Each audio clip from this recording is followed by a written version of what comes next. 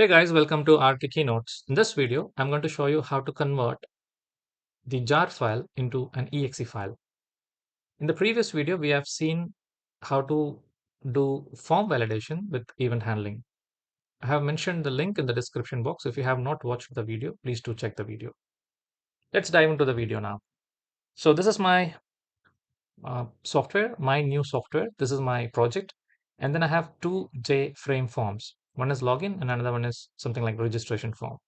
So in the login frame, what I have done is I have the two text fields, two labels, and two buttons.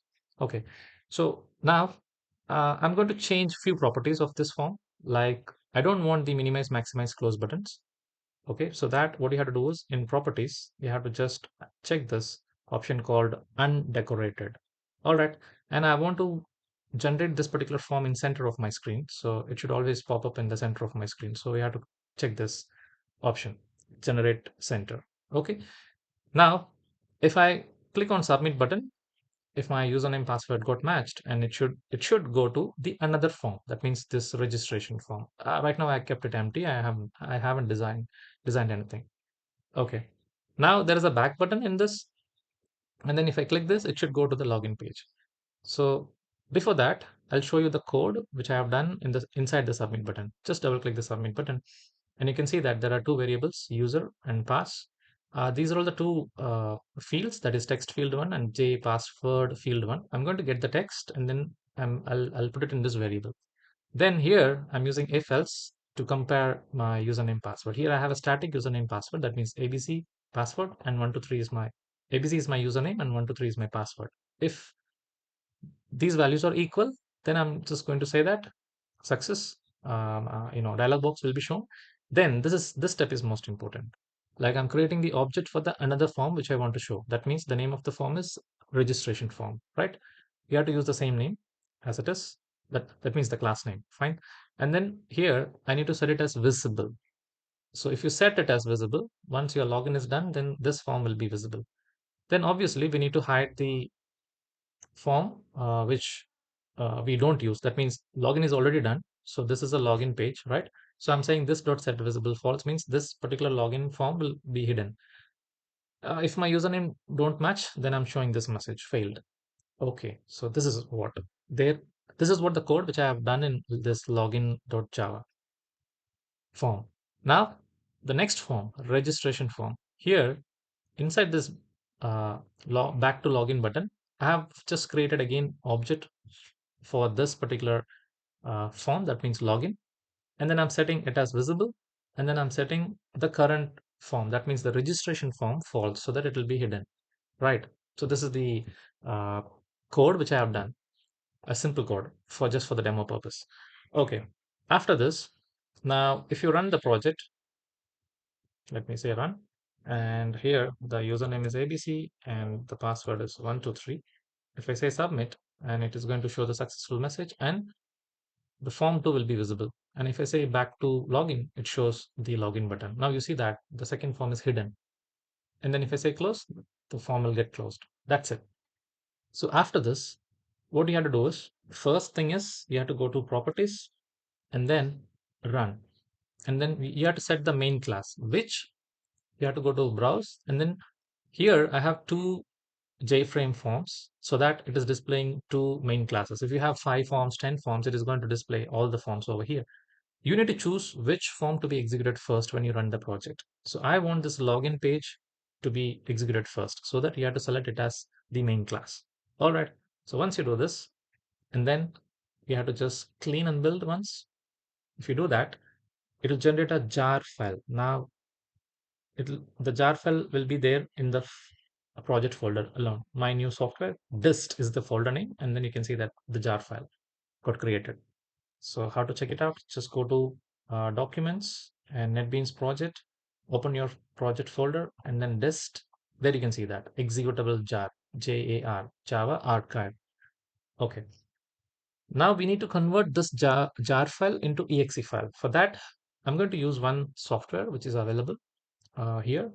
The website name is clickteam.com. I have given the link in the description box. So you need to download this software, Install Creator Pro, just 3 MB. So let me just open that software for you. So if you open this install Creator Pro, and it'll ask you to start with the conversion of jar to exe. So let's start. Say next. First thing is you have to select the jar file, which is from your projects. So our project name is my new software, and it is the folder is dist. Within this folder, we have a jar file. Fine. Select the folder, click OK, and next. So here you can mention the product name. I'm saying RK Keynotes. Okay. And preview. It shows something like this, like welcome to your company name, software name, whatever it is you have mentioned. Okay. Now select next. Here we keep it as default. If you want to have a different configuration, you can mention, for example, you want to install it in D drive or something else, then you have to change this. As of now, I'm keeping it default. And then here you can generate the registration code if you wish to. Then say next. And then what should be your window size? That means small. I'm leaving as it is. Okay, next. And here again, I'm not going to change anything. I'll leave it as default. Next. Yeah, this, what you can do is here you can specify some text, something like, so here I'm just writing something this, and the next thing will be the license agreement. I'm just copy pasting some text like this. If you preview, and again it shows something like this, like under license it shows some points, right? Okay, so these are the things you can design properly if you have a proper text and agreements and all. Next, and here it goes to program files, and RK Keynotes folder will be created. So, and here again you need to select the uh, jar file which is there in your folder, and you have to say all files. Then you can see this jar file, right? Jar file over here. Just open this file, and what name you want over there, so you can specify here, and then add desktop shortcut. Means whenever you install the software, it will create a desktop shortcut for you. Then what should be the shortcuts icon? So where, again you can specify. For this, what you can do is you can remove, if you want to remove the background of an image, you can use this particular website remove.bg, where you can remove background. And if you want to convert your JPEG or PNG file, image file, your company logo into an icon, then you have to use this website convertio.co. I've given this link, this website links in the description box as well. So that we need a ICO file, icon file, right? So I have already done with that. So let me just add it, which is there in downloads. And this is the icon file. You can see that ICO file. And I'm just trying to add this one. So you might get an error. Yeah, the file must be in source directory. So let's do one thing. So we'll bring that particular file which is there in downloads into the dist folder, means your project folder. So now it is there. So let's select it again here, browse. Now you can see that there is an icon file. Let's open. Yeah, now it is done. Select next. I'll leave. I'm not going to change anything as of now here. Next, and then you want to create this uninstall program. Yes, I check this box, and then next, and then next. So right now I'm not going to build because I'm going to do a few things. So finish it. So now it'll ask you like in which name you want to store this exe file. So let me say rk underscore install. Okay, save. And here we have few options to play with. For example, the new jar file. This is the jar file. Again, here I'm just setting the icon. And then if you want to change any names, you can change it here. And there are other options as well to add something. And even for uninstalling, I'm just going to set the icon, right? After doing all these changes, you can use this build. Once you build, and you can see that it has already you know uh, stored the exe file over inside this folder. So if you want to replace this, yes, after doing some changes, you can replace it. Yes, let me replace it, and it got replaced now. Now just check the folder, dist folder. You can see that this rk install. So we got the setup now. So this is what we need. So this is an exe file, application file. Now we can install this. So just let me show you that I'm installing this rk install.exe. So if you install, and as usual, like normal software installation, it is going to begin like this. Welcome to rk keynotes. And then the text information which we have passed over here is visible. And next will be the license agreement. You need to agree, say next. And by default, this is already specified, right?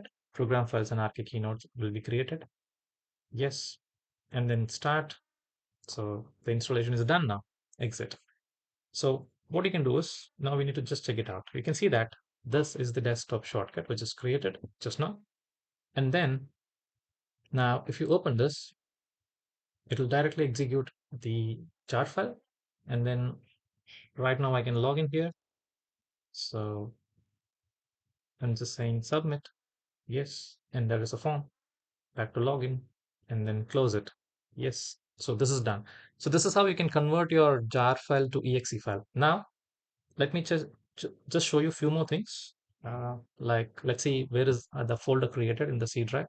You can see that C drive program files, and over here you can see the folder RK Keynotes. And if you open this, there are these files.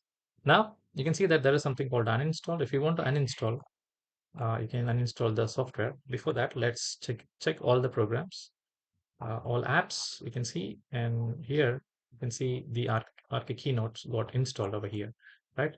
And let's uninstall this.